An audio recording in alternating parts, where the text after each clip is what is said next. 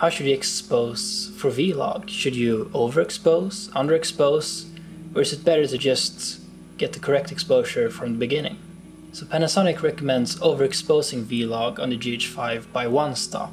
Actually, the metering in the camera is dialed in to overexpose by 1 stop. So if you use a light meter or a gray card with false color and dial in the exposure for the scene, if you then put your camera into spot metering with the spots on the gray card, the camera will read that as -1. That means in order for the camera to read the exposure as correctly or 0, you would have to add 1 more stop of light, meaning you would overexpose the scene by 1 stop. Well, what impact does it have on the image quality if you overexpose by 1 stop, 2 stops, maybe you underexpose by 1 stop? Let's find out. But first, I think it could be beneficial to just do a quick latitude test. How many stops do we have above middle gray until we start clipping and losing detail, and how many stops do we have below middle gray before it's just pure black? So I made a very simple test. I put a gray card on a stand and I dialed in the exposure using false color. From there on, I raised the exposure by 1 stop increments until I lost all detail in the gray. Then I did the opposite and lowered the exposure 1 stop at a time until it was just pure black. First we have the correctly exposed image, nothing out of the ordinary there. 1 stop over still looks completely fine. 2 stops over. On 3 stops over we can see that we lose a bit of information in the gaffer's tape, but we're just solely focusing on the gray card here. And 4 stops over we start to lose detail. We can still see there's some detail left there in the gray card, but if we just turn up the exposure by a little bit, we have lost all details, and this is 4 stops and 2/3 overexposed. And now let's go the other way. Firstly we have the correctly exposed image here. Here we go down by 1 stop, go down another stop, 3 stops, information is still there, 4, still retaining detail in the gray card, 5 stops, we can still make out the outline between the gray card and the black edge there, 6 stops, we can still see some detail there, but the images are obviously very noisy at this point. And then I went down to 7 stops, can barely make out the contrast change there between the black edge and the gray card, but this is as far as we can go until it's just pure black. So why does it matter how many stops we have available above middle gray and below? Well, that's because when we start overexposing or underexposing, we're shifting how many stops we have available above or below middle gray. If I overexpose the image by 1 stop, that means I'm shifting middle gray 1 stop upwards.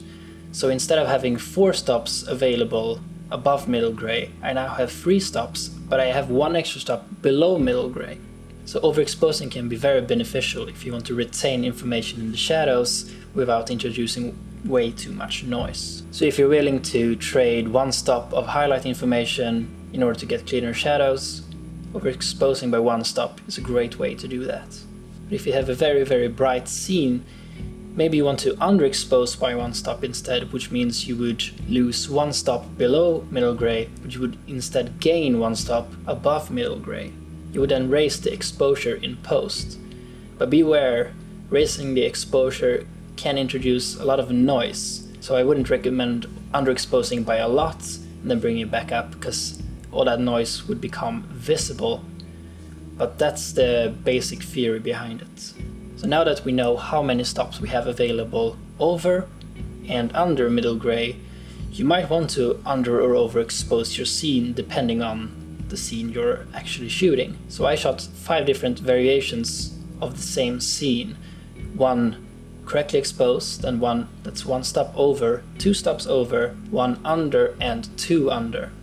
And then I brought them all back to the same exposure. So for the purpose of this test, I didn't want to change the aperture or the ISO, so instead I used shutter speed for the exposure changes.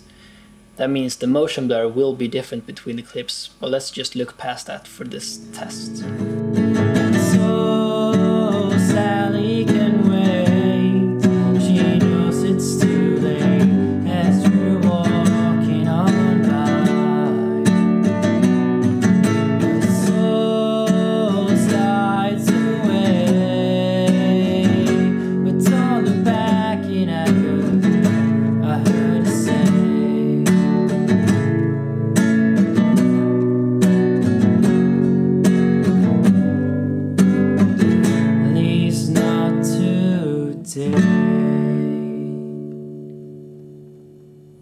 correctly exposed image looks very good. You can see a lot of detail still here in the black sweater. We retain all the information in the face. We crop in on the shadow part of the face. We can see a tiny bit of noise, but that's nothing that's going to bother a viewer. One stop overexposed basically looks the same as the correctly exposed image, but with just a bit less noise. If we look in the very dark areas in the bottom corner here, we can see less noise. Two stops overexposed looks basically the same as the previous two. There's a little bit less noise in the deep shadows compared to the other two. It's holding up really well. Overexposing by two stops works fine in the scene. We also have to remember that the brightest part of this scene is my face. But if you remember from the previous Latitude test, we had about 4 stops above middle gray before we started to lose information. And since we're now overexposing the scene by 2 stops, we only have 2 stops above middle gray before we start to lose information. And my skin is about 1 stop above middle gray. So we would risk clipping anything that would be brighter than my skin. Well, let's look at underexposing instead. Maybe you're outdoors and you don't want to clip the sky, so you have to underexpose the scene by a stop or 2. How would that look? So underexposing by 1 stop, the key side or the brighter side of my face looks very similar to the correctly exposed image. So there's a tiny bit more noise on the fill side or the shadow side of my face compared to the correctly exposed image. If we look at the really dark areas, we can also see a bit more noise here. But overall, I think this image is completely usable. And 2 stops underexposed, we can see a lot more noise. My black sweater has a lot of noise in it, and the really dark shadows in the corner are also very noisy. But if you really want to keep a bright sky exposed, and the only way to do that is to underexpose your subject by 2 stops, could this shot still be used? Let's throw some denoiser at it and see how it looks.